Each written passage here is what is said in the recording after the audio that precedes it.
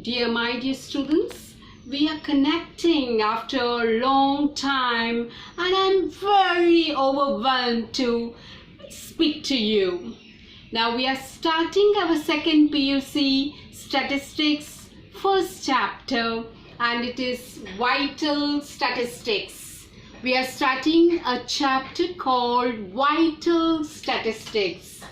Indeed, it's a very interesting chapter, children, and you will enjoy this because, this is a chapter which gives you the weightage of around 18 marks, and it's something which is very, very interesting.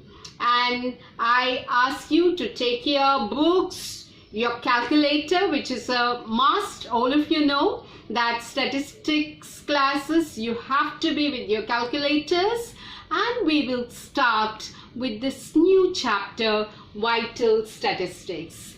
Now I just want you to know that when we start our studies, I always repeat in the class that you should have concentration. In the words of Swami Vivekananda, the difference between an ordinary and an extraordinary mind is the level of concentration.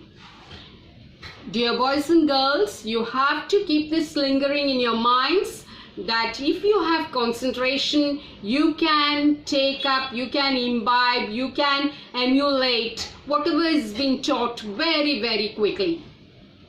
Now you see, this vital statistics, we have to learn what is vital statistics. Now it is a study, vital statistics is a study of vital events in a human population. Again, I repeat children, vital statistics is a study of vital events in a human population. Example, births, deaths, marriage, divorce, sickness, immigration, emigration, all these are the vital events. They are all the vital events which are taking place in a human population. Now this vital statistics is a part of demography.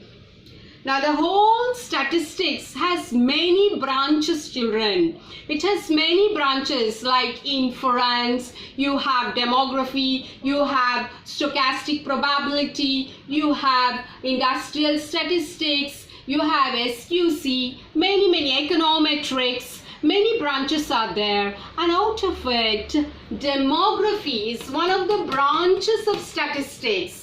And we say, what is demography? Demography is the statistical study of human population. Demography is the statistical study of human population. And when we study demography, a part of the demography, study of demography is vital statistics. And what is vital statistics? It is the study of vital events in a human population. And I've already told you what are the vital events. They are the births, deaths, marriage, divorce, immigration, emigration, etc. Now, coming to the next topic is methods of obtaining vital statistics. How do you obtain this vital statistics? What are the methods? Now this is an important question often asked and you have to know it. Now there are two methods of collection of vital statistics. One is registration method and the other is census method. First one is registration method and the second is census method. What is registration method? In registration method, you register the births, deaths and all these vital events which are taking place. You register them. You register the marriages, you register divorce, you register births, deaths, these are compulsory. They are compulsory. Whenever a child gets admission in LKG, you need birth certificate. So birth certificate is a very, very vital statistics which has been recorded. And you see any villager also now, he is aware of the births to be recorded. Similarly, the deaths have to be recorded.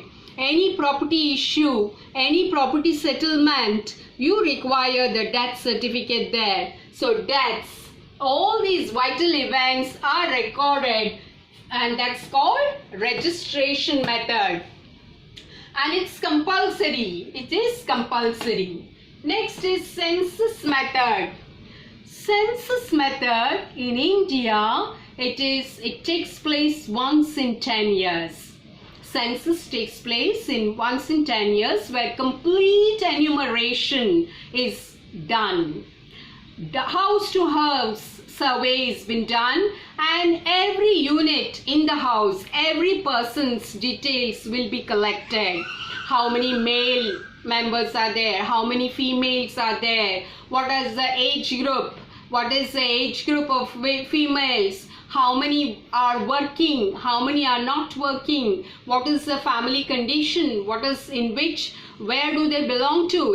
Does it belong to a rich class, middle class, or a poor class? All these things will be seen, and that is the census method, which takes place once in 10 years because it's very costly. Many people will have to be employed there, and it is time consuming too. So it happens only once in 10 years. In many countries it is once in 10 years only. So this is about the methods of obtaining vital statistics. Remember, registration method and census method. Next, the third important concept which you have to know is what are the uses of vital statistics. What are the uses of vital statistics? This is also a very important question which always it will be repeating. So what are the uses? Now, vital statistics, they are used in planning, economic and social development of a country. To plan economic and social development of a country, you need all the vital statistics or all the vital events occurring in the human population. So, if you're talking about planning, economic, to allocate money, to see how many are there in the very poor, below poverty line, to allocate money, for all that you need the vital statistics and even social development of a country. Next, it is used in medical research. All of you know, in medical research you require the vital statistics, you require all the details about the particular patient. So it's used in medical research. It is used in demographical research. As you know, demography is a study of human population, so it's used in demographical research. It is used in actuarial science. So what is this actuarial science? Actuarial science is, in LIC, in industries, wherever there is risk factors there, their statistical methods are used, and so there they require vital statistics, vital events. All this is used in actuarial science. It is used by the government for administrative purpose. So it's used by the government for the administrative purpose. For administration also, you require vital statistics.